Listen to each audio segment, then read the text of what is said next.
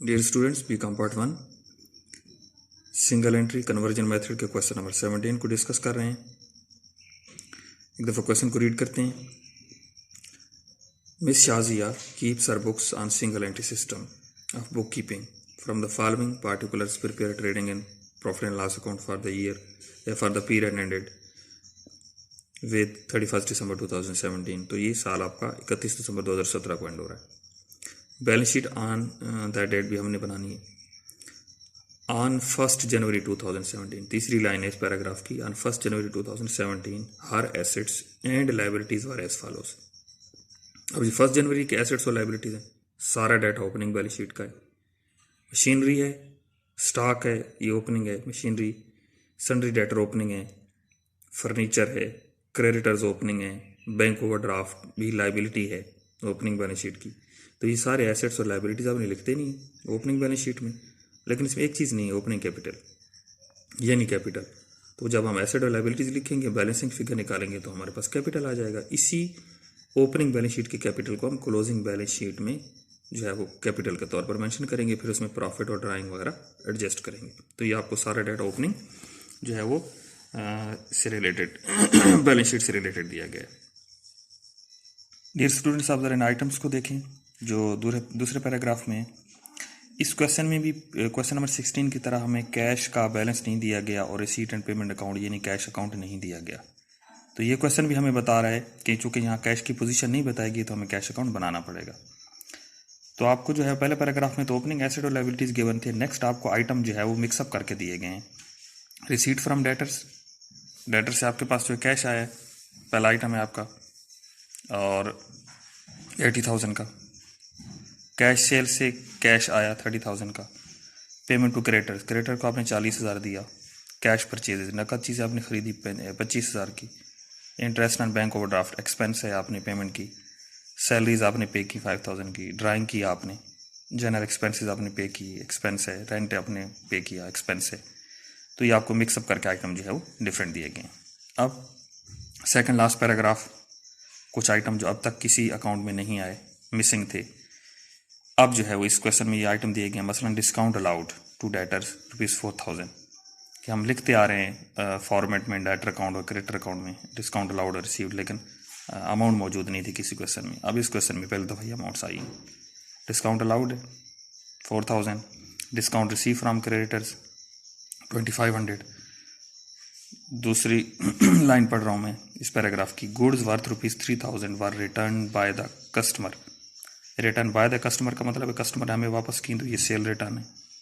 Goods worth ₹2,500, 2,500 की चीज़ें हैं। Was return to her supplier, यानी हमने सप्लायर को वापस किए, तो इसका मतलब ये परचेज रिटर्न है ये। तो यहाँ तक आपको इन्फॉर्मेशन दी गई थी और इसमें 4 चीज़ें दी गई थी। डिस्काउंट रिसीव्ड था, डिस्काउंट अलाउड था, सेल्स रिटर्न थी, परचेज रिटर्न थी। तो ये चारों आइटम आपने अपनी जगह पे चले जाएंगे। सेल रिटर्न, सेल में से माइनस हो जाएगी परचेज रिटर्न, परचेज रिटर्न में से माइनस होगी। डिस्काउंट अलाउड जो होगा वो डेटर अकाउंट में चला जाएगा। डिस्काउंट रिसीव जो होगा वो क्रेडिटर अकाउंट में चला जाएगा। और इस पैराग्राफ के आखिरी लाइन में हमें बताया गया कि on 31 December 2017 her position of assets and liabilities was as follows. अब आपको ये 2017 के एंडिंग एसेट्स और लायबिलिटीज दे रहा है क्लोजिंग बैलेंस शीट में जो लिखे जाएंगे। तो इस पोजीशन में ऑन 31 दिसंबर 2017 को हमारे पास एसेट्स और लायबिलिटीज में सबसे पहले स्टॉक है 45,000 का। स्टॉक के बाद सन्ड्री डेटर है closing, bill receivable, bill payable, ये दोनों आइटम पहले नहीं आए। Machinery, furniture, sundry creditors, machinery, furniture, sundry creditors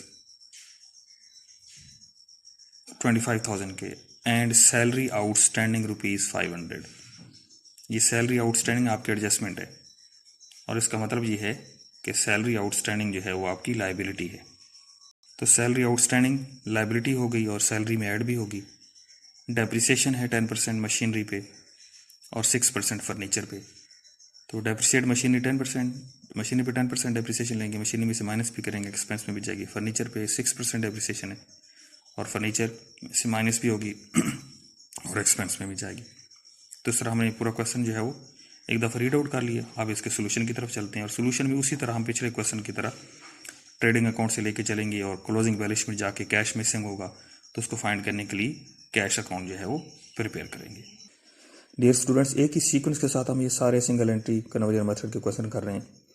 trading account से स्टार्ट करते हैं, एक एक आइटम लिखते हैं। ओपनिंग स्टॉक, ओपनिंग एसेट में से हम लेके आए। उसके बाद परचेजेस दो तरह की होती हैं, कैश और क्रेडिट। तो आपके पास जो है वो दोनों परचेजेस जो हैं मौजूद हैं, कैश परचेजेस और क्रेडिट परचेजेस। तो इसमें जो है वो कैश परचेज गिवन है, क्रेडिट परचेजेस आपने क्रेडिटर अकाउंट से लेके आनी है। टोटल 69,000 बनेगा। परचेज रिटर्न आपको इस क्वेश्चन में पहली दफ़ा गिवन थी, पिछले 3-4 क्वेश्चन में किसी में भी नहीं थी। परचेज रिटर्न आप माइनस करेंगे नेट परचेजेस। और उसके बाद क्रेडिट साइड पे सेल्स में भी कैश सेल गिवन थी, क्रेडिट सेल हमने फाइंड की। टोटल सेल हमने 1,33,000 की। सेल रिटर्न गिवन थी, रिटर्न बाय कस्टमर के नाम से माइनस कर देंगे, नेट बैलेंस आ जाएगा 1,30,000।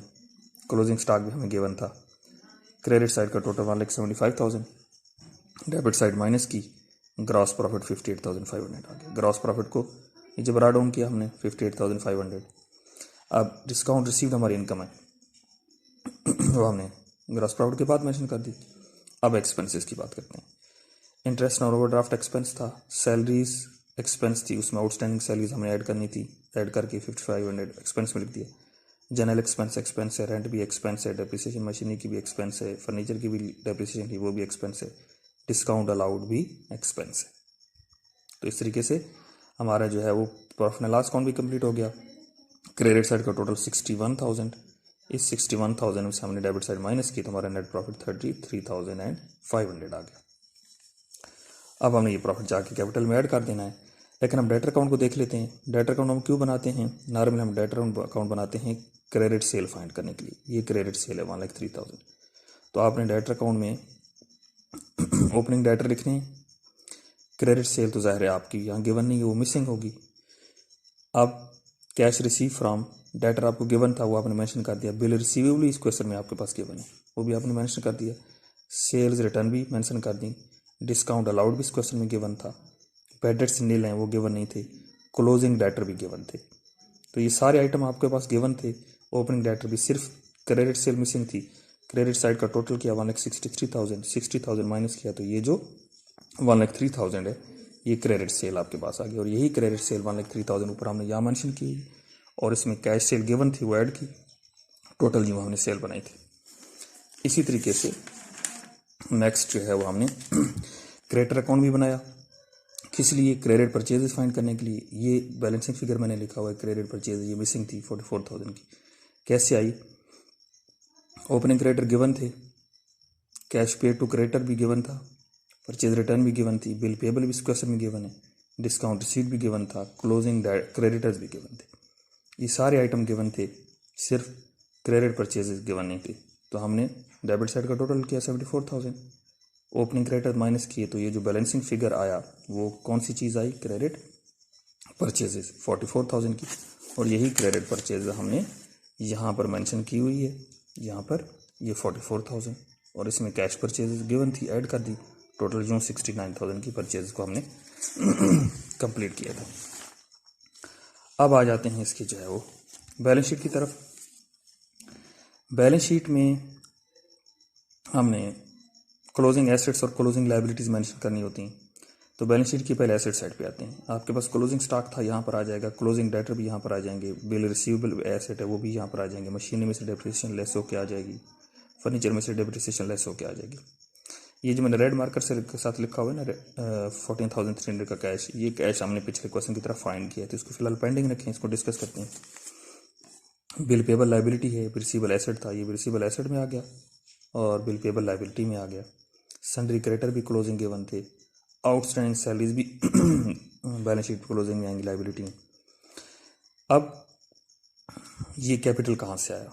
ये ओपनिंग बैलेंस शीट से आया। ओपनिंग एसेट और लायबिलिटीज़ का डिफरेंस लिया हमने।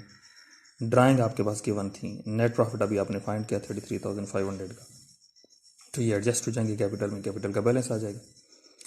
अब हम देखते हैं कि हमारी बैलेंस शीट की जो लायबिलिटी साइड है उसका टोटल 1,94,000 होगा और एसेट साइड पे जो टोटल होगा वो इसके इक्वल नहीं होगा, क्योंकि यहाँ बैलेंस शीट में कैश होना ज़रूरी है।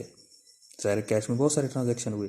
ये क्वेश्चन नंबर जो 16 है उसमें भी कैश की पोजीशन नहीं बताएगी, कैश बुक नहीं बताएगी, और क्वेश्चन नंबर 17 में भी आपको क्वेश्चन के अंदर कैश बुक नहीं दी गई। इसका मतलब ये है कि हमें क्वेश्चन बता रहा है कि हमें कैश अकाउंट बनाना है और इधर कैश का बैलेंस भी आना चाहिए, वो भी गिवन नहीं है। अगर कैश का बैलेंस गिवन होता तो हम कैश बुक ना बनाते। अब हमने जो कैश बुक बनाई, जिसको हम कैश अकाउंट भी कहते हैं, अब कैश अकाउंट के साथ हमने ओपनिंग बैलेंस शीट भी बनाई हुई है। ओपनिंग बैलेंस शीट तो हमने वो 1,35,000 का जो कैपिटल था वो फाइंड करने के लिए बनाएगी। तो ओपनिंग बैलेंस शीट तो सिंपल थी, ये सारे एसेट्स हमें गिवन थे क्वेश्चन के शुरू में, ये लाइबिलिटीज़ भी हमें क्वेश्चन के शुरू में गिवन थी। तो ये सारी लाइबिलिटीज़ एसेट में से हमने माइनस कर दी तो हमारे पास कैपिटल आ गया था 1,35,000 का। अब जो कैश हमने लिखा हुआ था 14,300, वो कैसे आया? कैश का बैलेंस जो है वो क्लोजिंग कैश अकाउंट से आएगा। अब आपने सबसे पहले तो कॉन्सेप्ट ये रखना है कि कैश आया कहाँ से। नकद सेल से कैश आता है और डेटर से कैश आता है और कैपिटल से भी कैश आता है। अगर हमने इसी साल कारोबार शुरू किया होता तो, कारोबार तो पहले से जारी है, अगर इसी साल कारोबार शुरू होता तो कैपिटल से भी कैश आता, सेल से भी कैश आता, डेटर से भी कैश आता। तो पिछले क्वेश्चन में हमने कैपिटल का कैश अकाउंट में लिखा हुआ है, इसमें नहीं, क्योंकि इसमें कारोबार इस साल शुरू नहीं हुआ।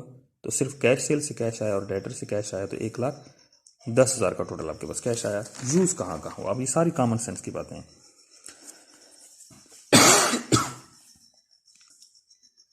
अब कैश कहाँ इस्तेमाल हुआ देखें आपने।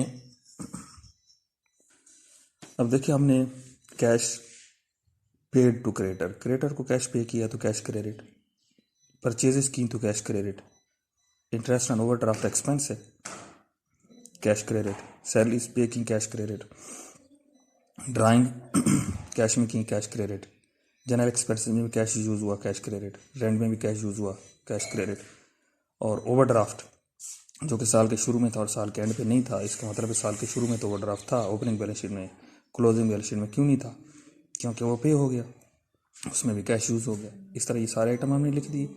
1,10,000 क्रेडिट साइड माइनस की तो कैश का बैलेंस आ गया 14,300, और इधर हमारे पास क्लोजिंग बैलेंस शीट में जो डिफरेंस आ रहा था एसेट और लाइबिलिटी साइड का, एसेट साइड 14,300 के साथ कम आ रही थी, और ये 14,300 हमारा कैश का क्लोजिंग जो है वो बैलेंस है, जो हमने कैश अकाउंट से यहाँ पर जो है वो फाइंड किया है।